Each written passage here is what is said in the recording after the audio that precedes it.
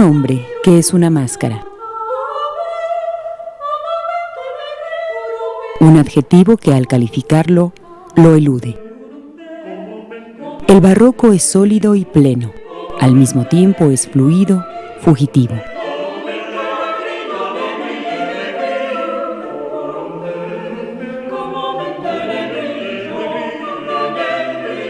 Se congela en una forma que, un instante después, se hace nube.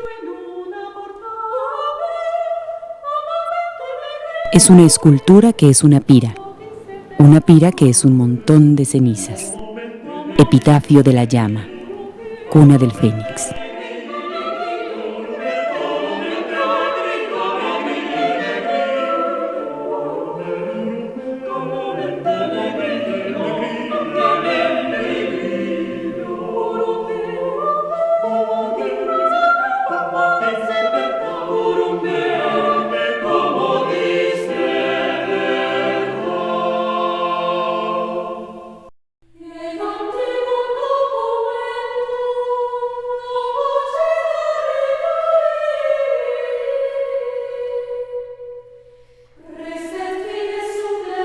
El barroco abjura de los modos del pasado inmediato, más aún pretende desasirse de la historia. Es un arte que tiene un componente retórico que le es substancial, que se siente con el derecho de utilizar cualquier argucia que convenga a su fin.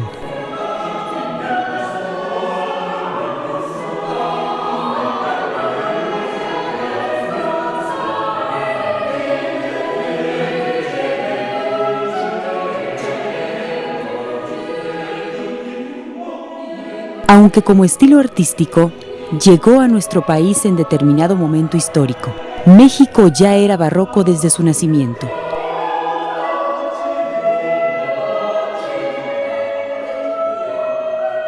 Definimos barroco como aquello que se revela a lo anterior, a los cánones, una rebelión intelectual e interior ante lo establecido. Se discute mucho respecto al origen de la palabra, pero todas las versiones indican más o menos eso, algo distinto a todo lo que existe.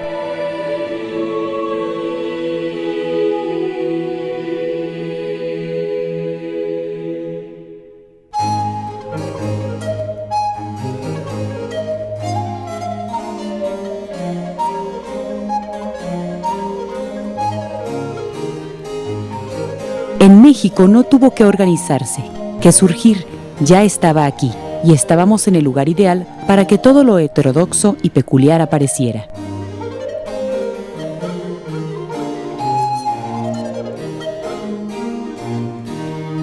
De tal manera que al barroco simplemente le dijimos: pase usted, está en su casa.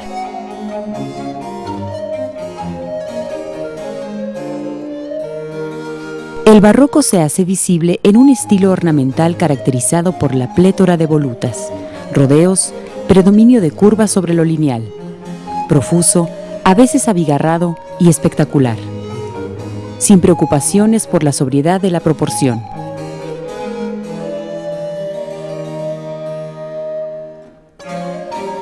En Nueva España hubo un factor decisivo, el auge de la minería.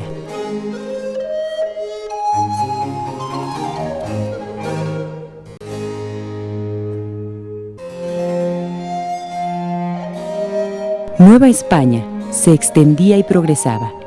La prosperidad coincidió con el ascenso de un nuevo grupo social, los criollos. El ascenso de los criollos coincidió con otros cambios. En el siglo XVI, las órdenes mendicantes, con fondos de la corona principalmente, habían realizado la gran empresa de edificación de templos y conventos.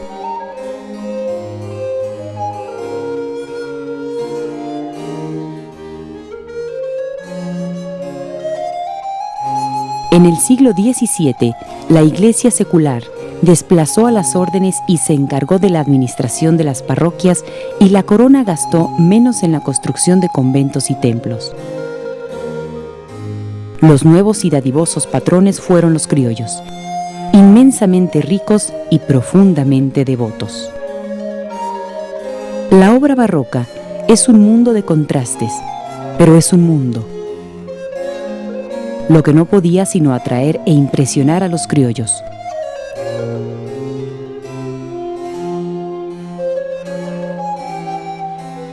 Hubo una profunda correspondencia entre la sensibilidad criolla y el estilo barroco. Era lo que necesitaban, lo único que podía expresar su contradictoria naturaleza. Conjunción de los extremos. El frenesí y la quietud. El vuelo y la caída.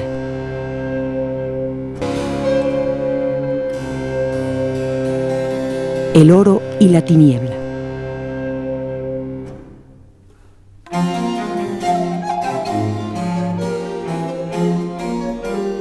El criollo, mestizo cultural, era un elegante resentido, permanente y consciente, hijo del amo, partícipe de su posición y riqueza en cuanto hijo dependiente, pero nada más. Nunca hombre independiente capaz de ser algo por sí mismo.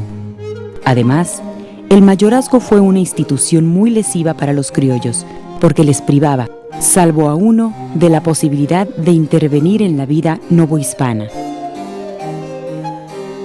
No podían ser grandes propietarios, ni empresarios importantes y mucho menos funcionarios de categoría. Les quedaba la cultura, el juego, la juerga, la crítica casi siempre salpicada de mordaz humorismo y el agravio acumulativo.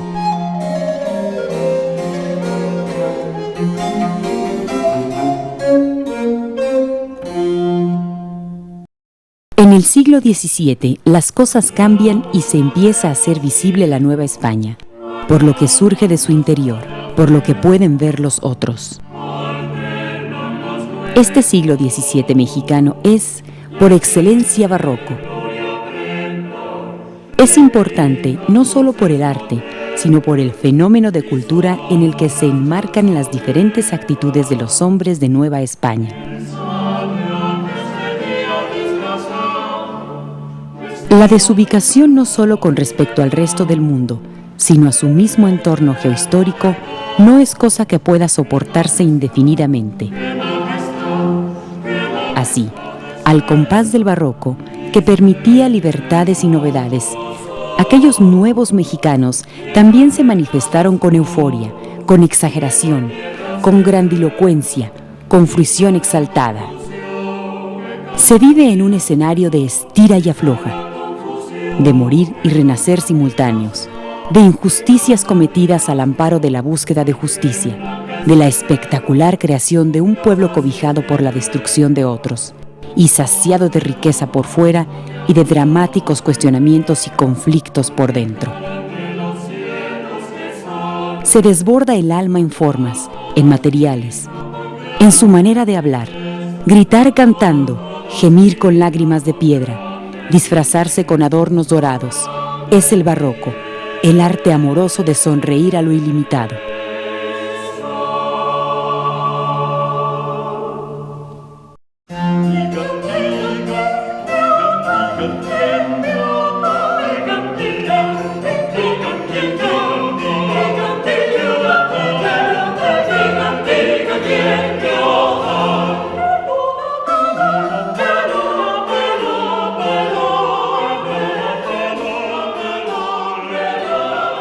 No es pues de extrañar que en la villa de Santa Fe de Guanajuato hallemos algunas de las mejores muestras del retablo barroco.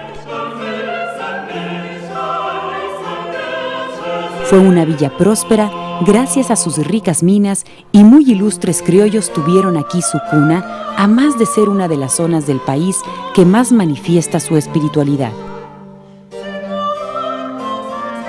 La época barroca yo creo que la explosión, o sea, la fecundidad de formas del barroco fue más allá del gusto de las órdenes, ¿no? Pienso, por ejemplo, en Guanajuato, ¿no? En la ciudad. Bueno, pues teníamos órdenes de todas, ¿no? Habían jesuitas, habían mercenarios, habían franciscanos, dieguinos, que es una rama menor de franciscanos.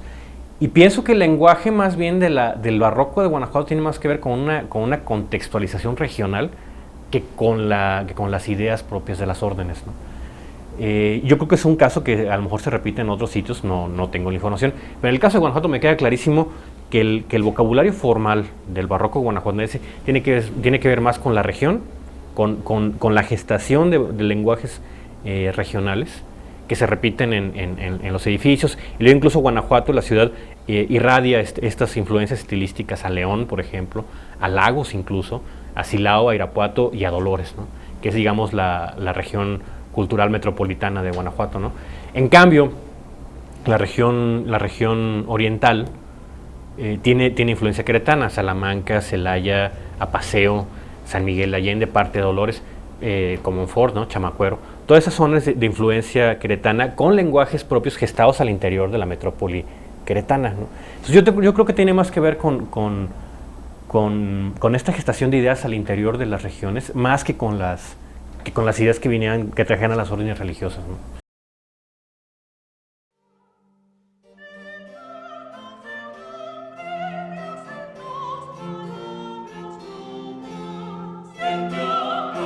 De la ornamentación y la arquitectura, hay que insistir en que en las maravillosas cascadas de oro sobre madera tallada o estuco de retablos y altares está la voz mexicana gritando su religiosidad, su riqueza, la de la tierra en las minas, la de la flora en los campos, la de su devoción a Dios.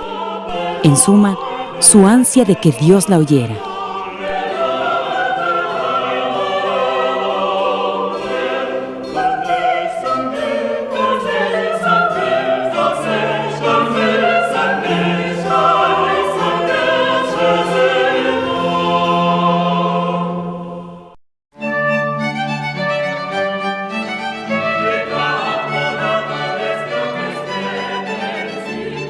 El exquisito arte del retablo es el regocijo de la exuberancia. Alía el volumen al color y la luz a la sombra.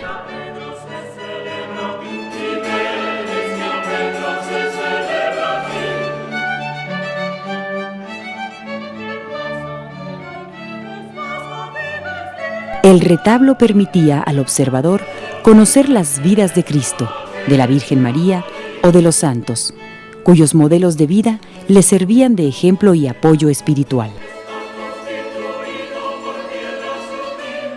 Como en otras partes de México, se sufrió el saqueo y ahora algunos de los retablos han desaparecido o están ubicados en casas de particulares fuera del territorio.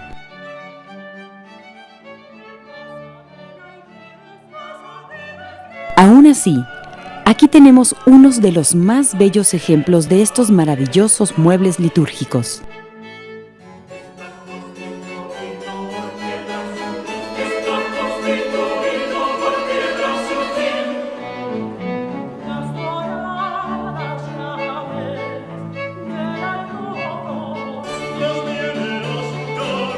Nuestros predecesores admiraban y comprendían no solamente las imágenes pintadas o esculpidas, sino que también el simple brillo del oro aplicado sobre la madera relumbrante con el sol. Les recordaba lo que el evangelista Juan expresó: Dios es luz.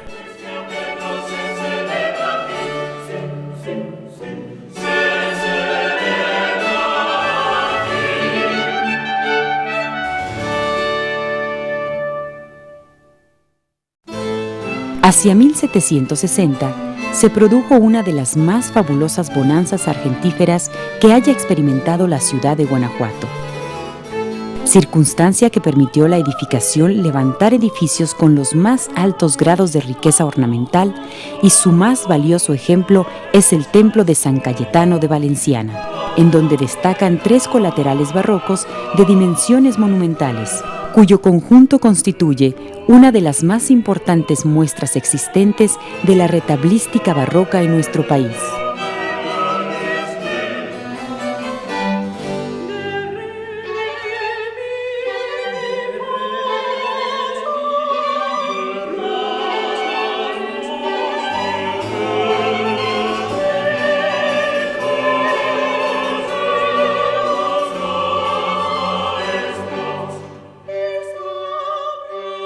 El retablo de San Antonio de Padua es el más temprano del conjunto. Sin embargo, en cuanto a las características de sus recursos formales, el retablo de San Cayetano de Thiene y Benditas Ánimas del Purgatorio cumple las funciones de retablo mayor. El más tardío de los retablos de este conjunto religioso es el de la Virgen de Guadalupe.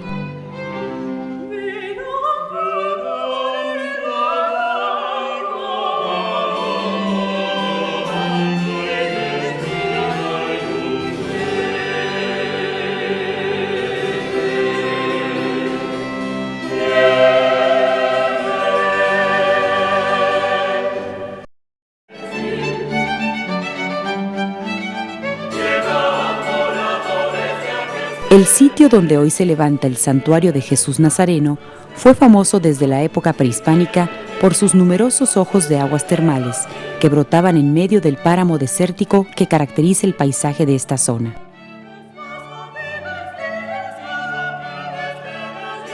Fue en este sitio donde el filipense Luis Felipe Neri de Alfaro hubo de emprender la construcción de un santuario y donde se ubica la Capilla del Rosario, cuya nave y camarín albergan retablos. El primero de ellos es el de la Virgen del Rosario, que cumple las funciones de retablo mayor del espacio. El retablo del camarín del Rosario se encuentra colocado en el interior del camarín de la capilla, lo que lo ubica a espaldas del anterior, una pieza única en el universo retablístico novohispano, ya que su insólito revestimiento de hoja de plata lo convierte en una maravillosa rareza.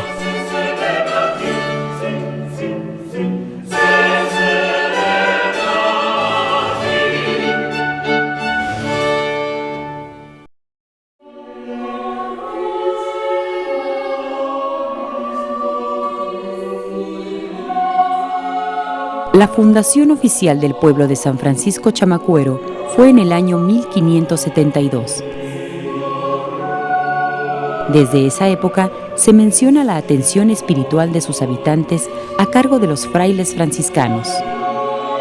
La parroquia de este pueblo presenta elementos arquitectónicos de cierto arcaísmo neobarroco.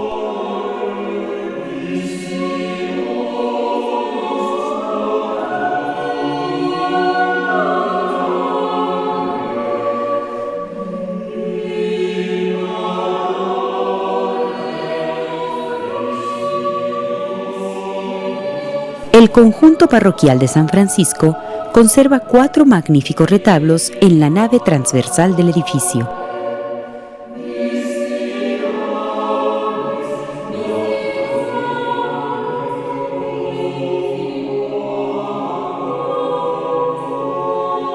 El retablo más temprano del conjunto parece ser el dedicado a la Inmaculada Concepción, ubicado en el muro lateral de transpecto del lado del Evangelio, cuya inscripción consignada en el sotabanco señala la fecha 1705 como el año de finalización de la obra.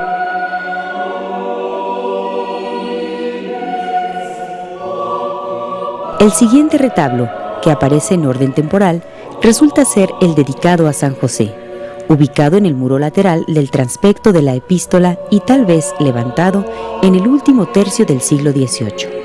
Precisamente en la época del auge del estípite, cuyas pilastras se encuentran articulando todas las calles del conjunto.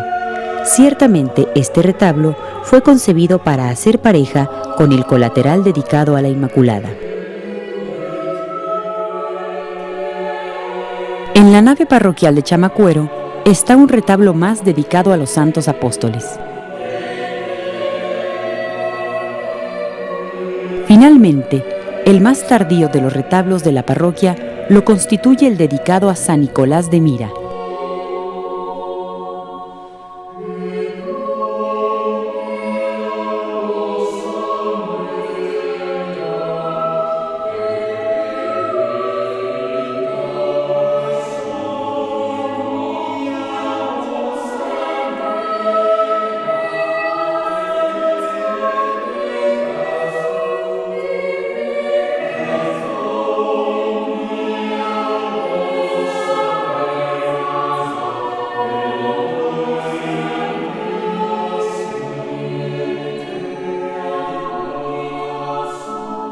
En la misma población de Comonfort, en Chamacuero, está el Santuario de los Remedios, que toma su nombre de la advocación a la que está dedicado su extraordinario retablo.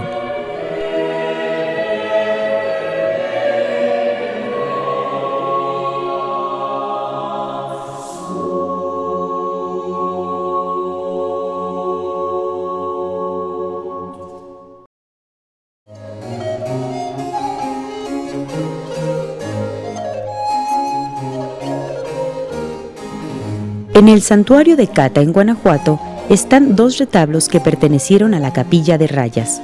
Cada uno de los retablos está compuesto por un solo cuerpo y remate. El primero de ellos conserva 4 relieves originales.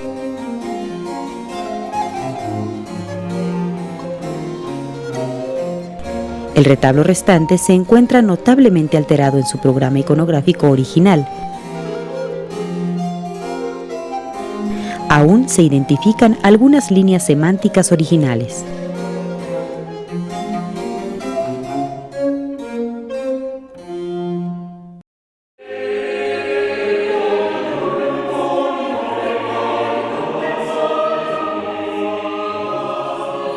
Sin duda, el Templo de San Juan de Sahagún es uno de los monumentos barrocos más notables del país. Particularmente sus retablos, porque perteneciendo al estilo decorativo del siglo XVIII, son en varios sentidos únicos y representativos tanto de la comunidad que los promovió, religiosos, agustinos y sociedad criolla, como del momento histórico en que se construyeron, y que corresponde precisamente a la gestación de corrientes de reivindicación de varios sectores de la sociedad novohispana. La mayor parte pertenece al estilo barroco moderado del Bajío y solamente los de los cruceros representan el barroquismo en su más profunda y dinámica expresión.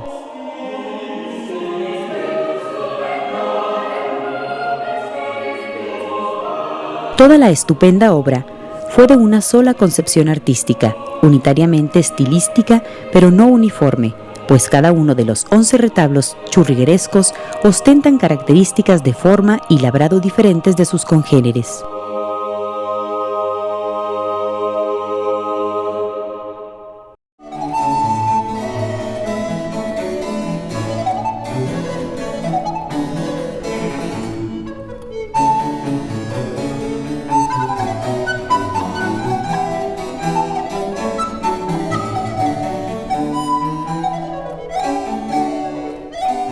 El retablo barroco en Guanajuato es la mejor muestra de lo que la bonanza argentífera hizo por la iglesia, la cultura y el arte.